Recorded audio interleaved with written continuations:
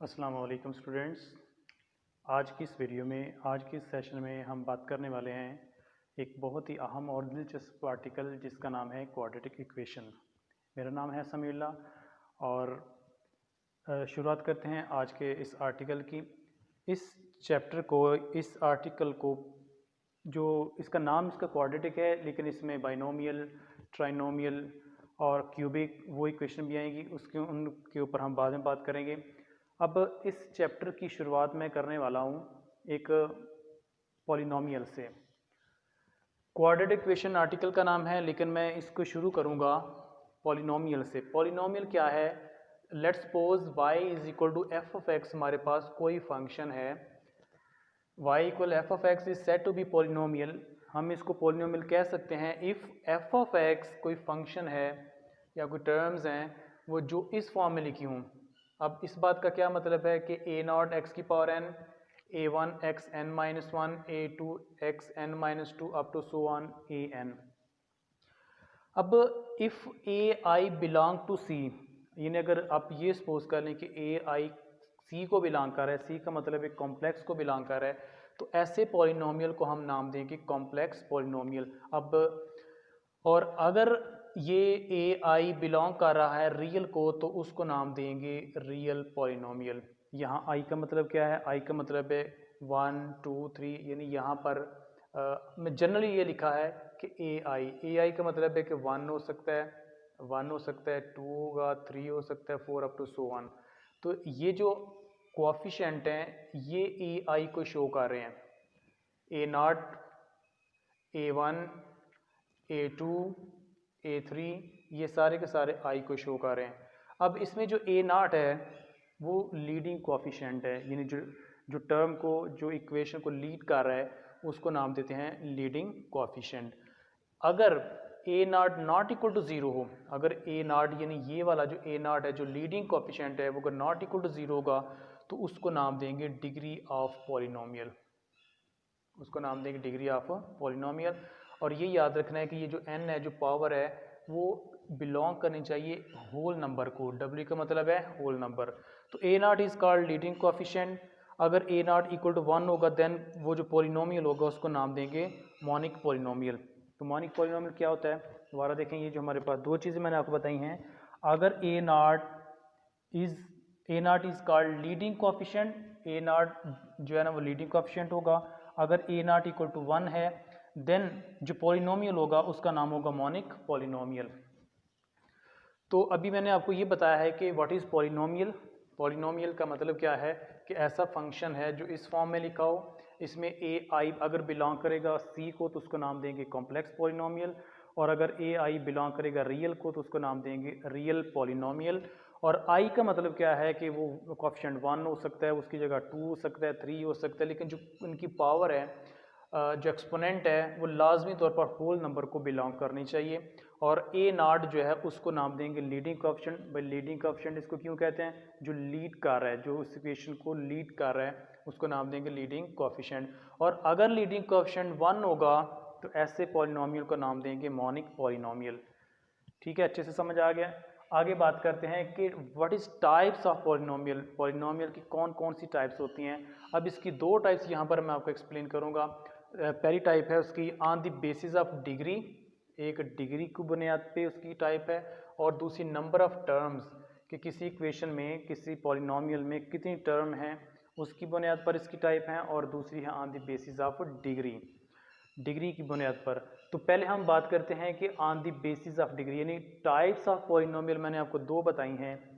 एक है on the basis of degree और दूसरा है on the basis of number of terms, कि किसी पॉलिनोमियल में कितनी टर्म्स यूज़ हो रही हैं।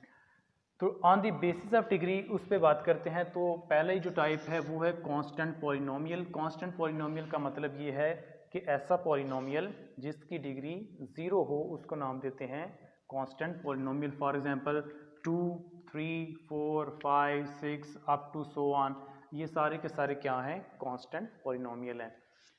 ठीक है, तो कांस्टेंट पॉलिनोमियल क्या होता है? ऐसा पॉलिनोमियल जिसमें डिग्री 0 हो। आगे चलते हैं, दूसरा है लीनियर पॉलिनोमियल।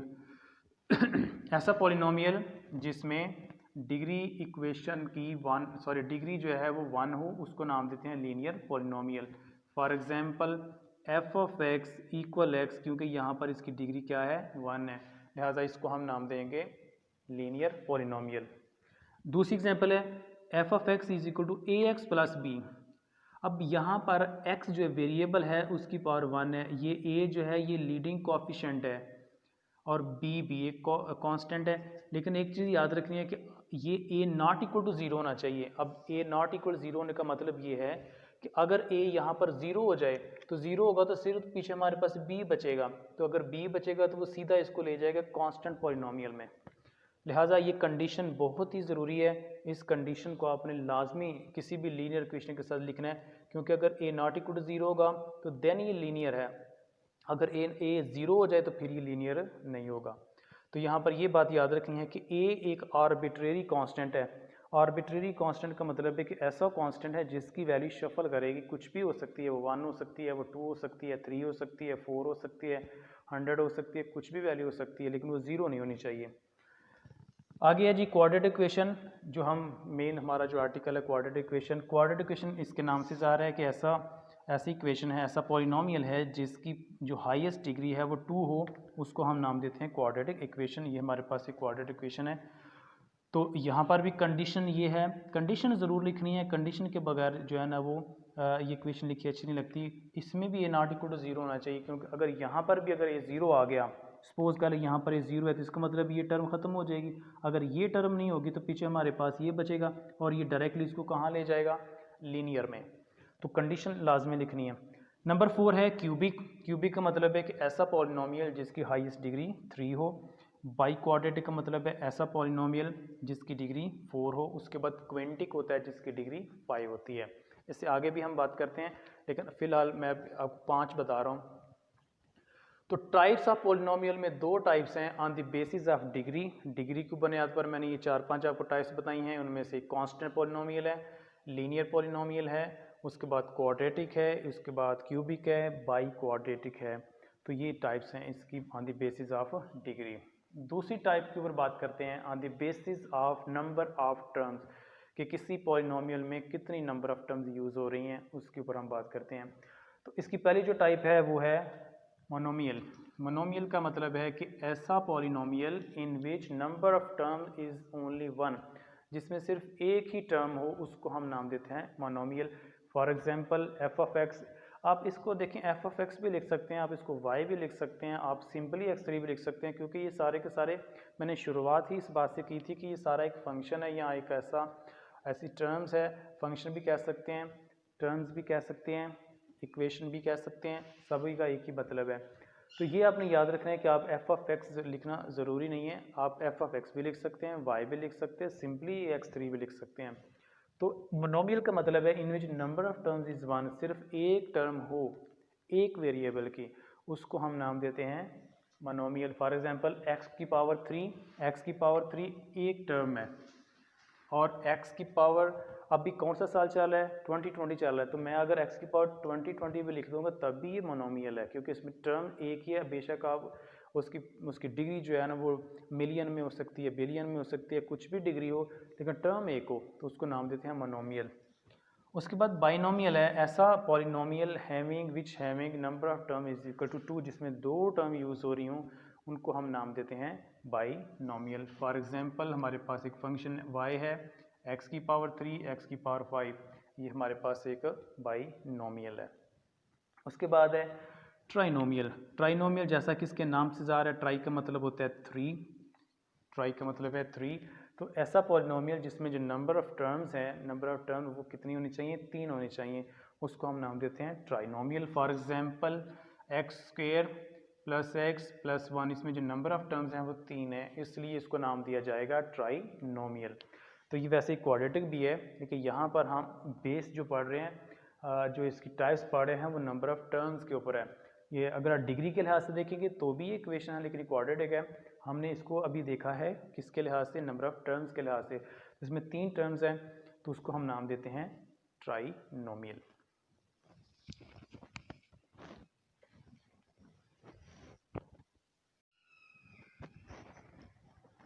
चलिए जी, तो आगे बात करते हैं इनका जो क्वाड्रेटिक इक्वेशन है उसका हम कैसे सोल्यूशन कैसे फाइंड करते हैं, उनके रूट्स कैसे फाइंड करते हैं, तो वो हम सीखते हैं।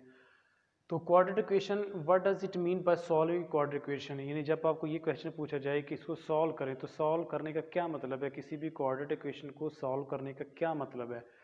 तो इसका आंसर ये है टू फाइंड द वैल्यू। अगर आपके पास कोई वैल्यू आती है या वैल्यूज़ आती हैं, तो अगर हम उस वेरिएबल में वो वैल्यू पुट करें तो वो उस इक्वेशन को सेटिस्फाई करे, तो हम उसको नाम देते हैं कि ये उसका सोल्यूशन है। फॉर एग्जांपल मैं दोबारा इसको रिपीट करता हूँ, क्वाड्रेटिक इक्वेशन में इस बात का क्या मतलब है सॉल्व करने का, तो इस बात का ये मतलब है कि जो भी हमारे पास वैल्यू या वैल्यूज़ आएंगी उसको हम उस क्वाड्रेटिक इक्वेशन में पुट करें। अगर वो उसको सेटिस्फाई करे, सेटिस्फाई करने का मतलब है कि अगर उसका लेफ्ट साइड और राइट साइड का आंसर सेम आ रहा है, एक जैसा आ रहा है, तो हम कहते हैं कि वो जो है वो उसका सोल्यूशन है। सोल्यूशन को हम रूट्स भी कह सकते हैं। फॉर एग्जाम्पल हमारे पास इक्वेशन है X square minus 9 is equal to 0। यहाँ से हमारे पास जो एक्स की वैल्यू फाइंड आउट होगी वो प्लस माइनस 3 होगी, यानी एक 3 है और एक माइनस 3, ये हमारा सोल्यूशन है। अब इस बात का ये मतलब है कि अगर हम इस 3 को या माइनस 3 को यहाँ पर इस इक्वेशन में पुट करें, तो जो लेफ्ट साइड होगी और जो राइट साइड होगी दोनों का आंसर सेम होगा, तो हम कहेंगे कि ये जो 3 और माइनस 3 है ये इस क्वाड्रेटिक इक्वेशन का सोल्यूशन है या इसका रूट्स है। तो अब एक quadratic equation has almost two solution. एक क्वाड्रेटिक इक्वेशन के कितने सोल्यूशन हो सकते हैं, उसके ऑलमोस्ट दो सोल्यूशन जो है ना होने चाहिए। Number one, two real solution, दो रियल सोल्यूशन हो सकते हैं, वन रियल सोल्यूशन हो सकता है या नो रियल सोल्यूशन हो सकता है। नो रियल सोल्यूशन का मतलब है या टू कॉम्प्लेक्स सोल्यूशन भी हो सकते हैं। ये भी मैं इसको ग्राफिकली आपको समझाऊंगा कि वन रियल सोल्यूशन का क्या मतलब है, टू रियल सोल्यूशन का क्या मतलब है, नो रियल सोल्यूशन का क्या मतलब है। तो चलिए अब इनको बारी बारी हम एक एक करके डिस्कस करते हैं।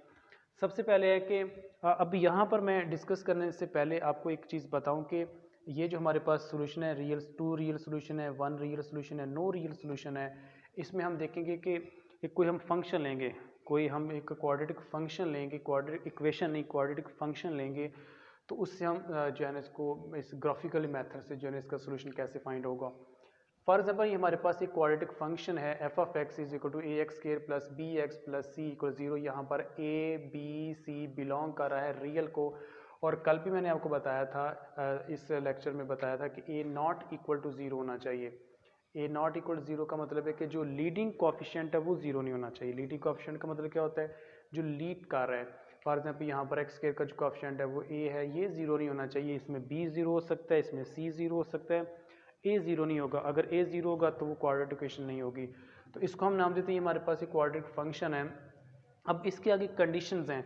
अब वो कौन कौन सी कंडीशन है कि अगर leading coefficient, if leading coefficient A greater than 0, leading coefficient की वैल्यू पॉजिटिव हो, ग्रेटर देन 0 का मतलब है पॉजिटिव वैल्यू हो, तो ग्राफ जो होगा वो पैराबोलिकली अपवर्ड होगा, यानी वो ऊपर की तरफ मूव कर रहा होगा, ऊपर की तरफ वो ओपन हो रहा होगा। और अगर leading coefficient A not equal to 0, less than 0 या नेगेटिव वैल्यू हो, तो उसका जो ग्राफ होगा वो डाउनवर्ड होगा। इसको मैं ग्राफ से आपको समझाता हूँ कि सपोज काली हमारे पास एक ग्राफ है, यहाँ पर ये इसका एक्स एक्सिस है, ये इसका वाई एक्सिस है। तो अगर ए की वैल्यू ग्रेटर देन 0 है तो ये आपको याद होना चाहिए कि पैराबोलिक शेप है। तो इसमें क्योंकि ये ऊपर की तरफ अपवर्ड है, यानी ये जो साइड है इसकी ये ऊपर की तरफ, यानी ऐसे पैर जो है ना वो इसका ग्राफ ऊपर चलेगा। और अगर इसकी वैल्यू लेस देन 0 हो, यानी लेस देन 0 ये नेगेटिव वैल्यू हो, तो इसका जो ग्राफ होगा वो डाउनवर्ड मूव कर रहेगा, यानी ऐसे ये नीचे की तरफ, वो इस साइड पे भी हो सकता है, वो इस साइड पे भी हो सकता है। तो ये इसके बेसिकली दो ग्राफ हैं। एक इसमें मैंने आपको बताया कि अगर लीडिंग कोफिशिएंट ग्रेटर देन 0 होगा तो उसमें ग्राफ पैराबोलिकली अपवर्ड होगा, और अगर ए की वैल्यू लेस देन 0 है तो इसका जो ग्राफ है वो पैराबोलिकली डाउनवर्ड होगा। तीसरे ग्राफ के ऊपर बात करते हैं। अब इसकी सोल्यूशन की हम बात करते हैं कि सोल्यूशन इसका कैसे हम पता चलेगा कि वन रियल सोल्यूशन है, टू रियल सोल्यूशन है या नो रियल सोल्यूशन है। सपोज करें हमारे पास एक ग्राफ है, इसमें पैराबोलिकली ये दो पॉइंट पर इसको कट कर रहा है, एक इस पॉइंट पर कट कर रहा है, एक इस पॉइंट पर कट कर रहा है, यानी इस पैराबोलिक ग्राफ ने एक्स एक्सिस को दो पॉइंट पे कट किया, तो इसको हम नाम देंगे टू रियल सॉल्यूशन। इसका जो सॉल्यूशन होगा वो टू रियल सॉल्यूशन होगा। ठीक है, यानी अगर कोई ग्राफ पैराबोलिकली जो है वो एक्स एक्सिस को दो पॉइंट पे कट करके गुजरे तो उसका जो सोल्यूशन होगा वो टू रियल सोल्यूशन होगा। और अगर कोई ग्राफ पैराबोलिकली किसी एक्स एक्सिस को एक पॉइंट पे कट करते, जैसे इसने देखें एक पॉइंट पर कट किया है, एक पॉइंट पे कट कर रहा है, तो इस बात का मतलब है कि ये होगा हमारा वन रियल सॉल्यूशन। इसको नाम देंगे वन रियल सॉल्यूशन। तो दो सॉल्यूशन मैंने आपको बताया, एक टू रियल सॉल्यूशन है, एक वन रियल सॉल्यूशन है। अगर पैराबोलिकली ग्राफ एक्स एक्सिस को दो पॉइंट पे कट करे तो उसको हम नाम देते हैं टू रियल सॉल्यूशन। एक पॉइंट पे कट करके गुजरे तो उसको हम नाम देते हैं वन रियल सॉल्यूशन। और अगर कोई ऐसा ग्राफ आ जाए जो इस एक्स एक्सिस को या किसी भी पॉइंट पर कट ना करे, सपोज करें कि वैसे गुजर जाए, तो इसको हम नाम देते हैं नो रियल सॉल्यूशन। उसको नो रियल सॉल्यूशन का मतलब होगा कि वो हमारे पास जो है वो एक कॉम्प्लेक्स सॉल्यूशन है, कॉम्प्लेक्स सॉल्यूशन की फॉर्म में है। तो ये आपने तीन बेसिकली इसमें ग्राफ मैंने आपको बताया है, एक वन रियल सॉल्यूशन है, टू रियल सॉल्यूशन है और नो सॉल्यूशन। ये जो ग्राफ मैंने यहाँ पर बताया है इसको नाम देते हैं नो रियल सॉल्यूशन। इसका रियल सॉल्यूशन नहीं है, यानी इसका जो सॉल्यूशन होगा वो हमारे पास होगा कॉम्प्लेक्स रियल सॉल्यूशन। इसको नाम देते हैं कॉम्प्लेक्स रियल सॉल्यूशन। तो ये हमारे पास जो है ना इसका सॉल्यूशन आ गया। तो ये था आज का हमारा वीडियो। नेक्स्ट वीडियो में हम इसके एक्सरसाइज के ऊपर बात करेंगे। आप इसको अच्छी तरीके से ज़रूर समझिए और अगले हम एक्सरसाइज 4.1 जो है इसके स्टार्ट करेंगे। अल्लाह हाफ़िज़।